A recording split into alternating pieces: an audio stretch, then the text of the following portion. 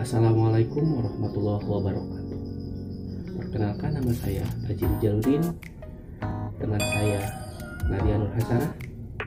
Teman saya Nengsi. Teman saya Elin Badri Saputri. Teman saya Tria Kamesti.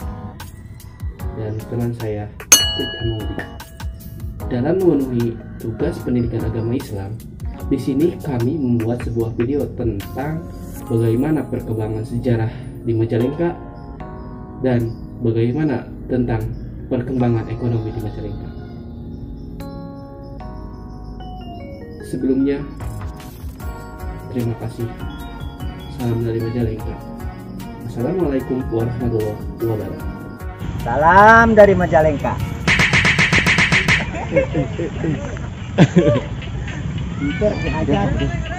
Salam dari Majalengka.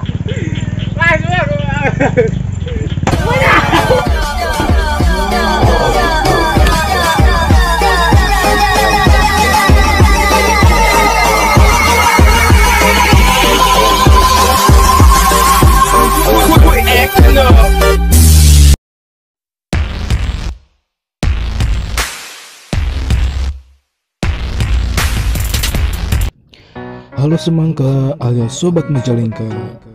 Kali ini kita akan membahas tentang kisah cinta beda agama dari Pangeran Muhammad dan Nyai Rambut Kasih yang menjadi asal-usul nama Majalengka. Sosok Nyai Rambut dengan sejarah berdirinya Kabupaten Majalengka yang berada di Provinsi Jawa Barat. Nyai Rambut Kasih merupakan Ratu Majalengka yang rupawan. Sang ratu pun dan kerap mengurai rambut panjangnya dalam kesehariannya. Bahkan berdasarkan cerita, kecantikan sang ratu tak ada bandingannya pada zamannya. Tak hanya cantik, dia pun memiliki kesaktian yang luar biasa, sehingga tak seorang pun sanggup menatap kemolekan wajah Nyai Rambut Kasih. Kerajaan yang menjadi pemerintahannya saat itu bernama Sindang Kasih. Konon, kerajaan Sindang Kasih terkenal dengan buah yang bisa menyembuhkan berbagai macam penyakit. Nama buah itu bernama buah maja. Nyai Rambut Kasih juga dikenal sebagai sosok ratu yang memerintah negerinya dengan penuh cinta, aman, damai, dan mensejahterakan kehidupan rakyatnya. Dengan ketulusan hati tanpa kepentingan apapun. Ratu Nyai Rambut Kasih konon kabarnya masih keturunan Prabu Siliwangi, Raja Pajajaran yang terkenal di Tatar Sunda. Nyai Rambut Kasih masih bersaudara dengan Raran Santang, Kian Santang, dan Walang Sungsang. Menurut cerita, awal mula Nyai Rambut Kasih datang ke Majalengka bermula hendak menemui saudaranya di daerah Braga. Saudaranya bernama Raden Munting Sari Ageng, suami dari Ratu Mayang Karuna, yang waktu itu memerintah di Kerajaan Talangga Mangkung di perbatasan Majalengka, tepatnya di Talaga. Nyai Rambut Kasih mendengar jika saudaranya sudah masuk Islam, sehingga dia mengurungkan niatnya menemui saudaranya. Dia singgah di Sindang Kasih dan membuat pemerintahan dengan daerahnya, meliputi Sindang Kasih, Kulur, Kawung Hilir, Cieueuih, Cicenang, Cigasong, Babakan Jawa, Munjul, dan Cijati. Pada masa pemerintahannya, di wilayah Cirebon Tengah dilanda penyakit yang tidak ada obatnya.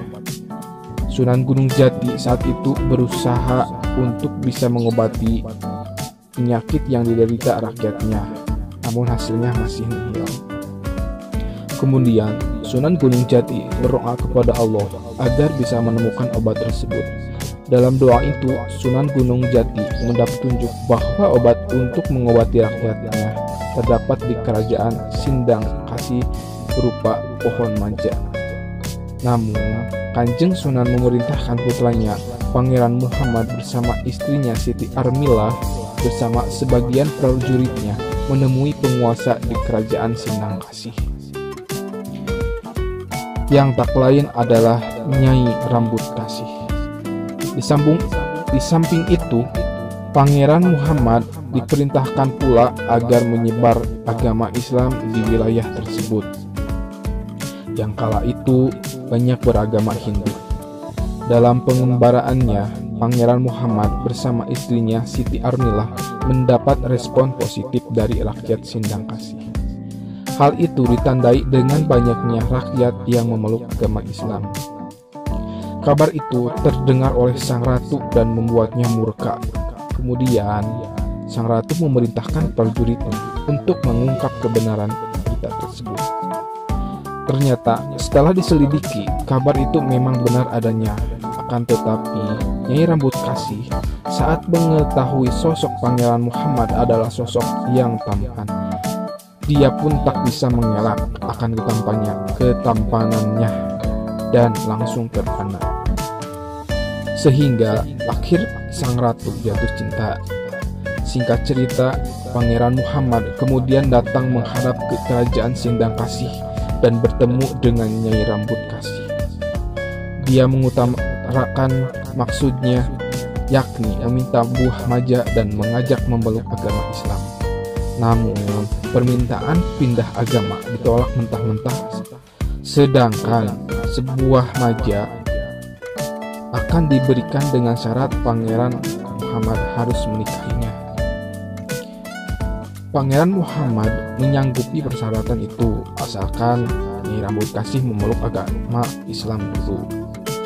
Menanggapi permintaan itu, Ratu menolaknya hingga akhirnya terjadi pertempuran antara Pangeran Muhammad dengan Nyai Rambut Kasih. Saat terjadi pertempuran, Nyai Rambut Kasih terdesak dan hampir mengalami kekalahan, hingga akhirnya tak rela buah maja yang menjadi simbol kerajaannya tersebut. Sang ratu pun akhirnya menghilangkan diri bersama buah majanya. Saat melihat kondisi tersebut, prajurit Pangeran Muhammad yang berasal dari Cirebon berkata, "Maja langka," yang dalam bahasa Indonesia langka artinya tidak ada atau menghilang. Diduga karena pelafalan yang sulit, sehingga orang Sunda menyebutnya Majalengka. Hingga akhirnya nama Kabupaten Majalengka tidak terlepas dari kisah tersebut. Majalengka menjadi Majalengka. Begitu cerita rakyat yang berada dari mulut ke mulut secara turun-temurun. Mengenai bukti keberadaan Nyai Rambut Kasih, selain berada di gedung pendopo Kabupaten Majalengka dengan kamar khususnya, konon kerap kali pegawai pemerintah Kabupaten Majalengka menyaksikan penampakan seorang wanita berambut panjang terurai mengenakan gaun ala wanita bangsawan Jepang. Diyakini betul bila itulah sosok Nyai Rambut Kasih. Selain gedung pendopo, petilasan Nyai Rambut Kasih yang kerap dikunjungi masyarakat terletak di Kampung Parakan, Kelurahan Sindang Kasih, Majalengka. Di sana terdapat bangunan bersungkup batu-batu tempat semedi dan sumur Cikahuripan yang airnya dipercaya bisa membawa keberkahan dalam hidup. Selain Sindang Kasih, tempat persinggahan Nyai Rambut Kasih lainnya terdapat di Dusun Banjaran Hilir, Kecamatan Banjaran, Majalengka. Lokasinya berada di tanah milik seorang juru kunci yang diamanahi secara turun-temurun. Masyarakat Dusun Banjaran Hilir dan sekitarnya sampai sekarang masih mempercayai akan kehadiran sosok Nyai Rambut Kasih di tempat itu. Bila ada warga yang hendak menggelar pesta pernikahan, sudah menjadi keharusan untuk terlebih dahulu melakukan ziarah dan berkirim doa kepada Nyai Rambut Kasih. Dan apabila di dalam pesta digelar pula hiburan jaipongan, maka sinden harus melantunkan tembang Sunda kesukaan Nyai Rambut Kasih, seperti Kembang Berem, Engko, dan Salisih.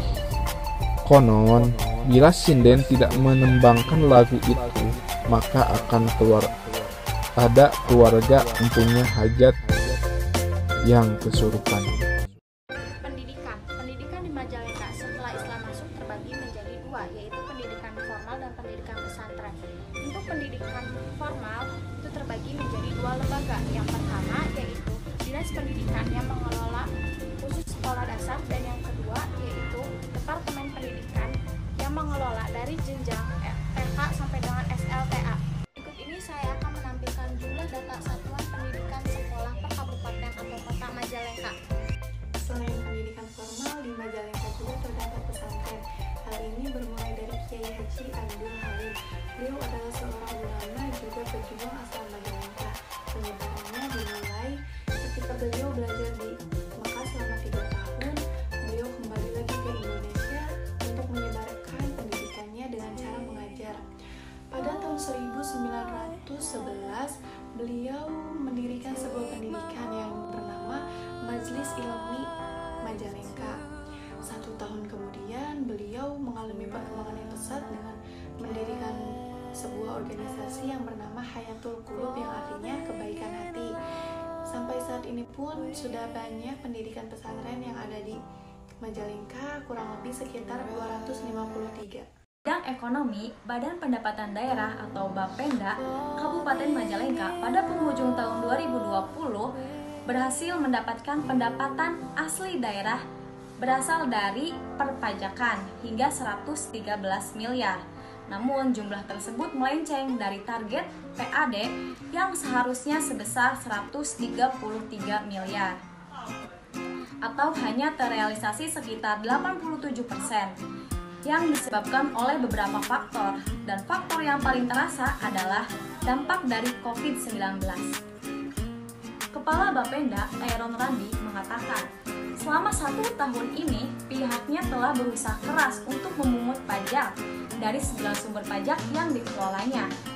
Di antaranya ada pajak hotel, restoran, reklame, air tanah, hiburan, penerangan jalan, BPHTB, dan PBB P2. Sayangnya, akibat dari dampak COVID-19 ini, ada sumber pajak yang tidak memenuhi target dan ada juga sumber pajak yang over target sehingga persentasenya tidak begitu anjlok. Baik, di sini dengan saya, Linda Trisaputri, saya akan menjelaskan tentang perekonomian di Majalengka. Perekonomian di Majalengka salah satunya adalah dari sektor pertanian. Sektor pertanian adalah kekayaan alam yang tiada habisnya, selalu kaya akan hasilnya berupa padi, jagung, kentang, ataupun yang lain sebagainya. Selain itu, ada dari sektor pertanian tanaman, dapat berupa kopi, cengkeh, teh, kelapa, atau yang lainnya. Sektor pertanian di mata dunia sangat dibanggakan. Salah satunya adalah di Indonesia. Di Indonesia adalah termasuk salah satu tanah yang sangat subur. Di Kabupaten Majalengka, sektor pertanian lahannya sangat sudah dimanfaatkan dari lahan yang tidak produktif menjadi produktif. Di Kabupaten Majalengka, sektor pertanian menjadi salah satu sangat andalan dengan pertumbuhannya 16,4% di masa pandemi. Hal ini disampaikan oleh Bupati Majalengka Bapak Karnas Soberdi. Selain dari mata pencaharian petani, masyarakat Majalengka juga banyak yang memanfaatkan kekayaan alam yang ada seperti mengelola wisata alam yang menghasilkan pendapatan.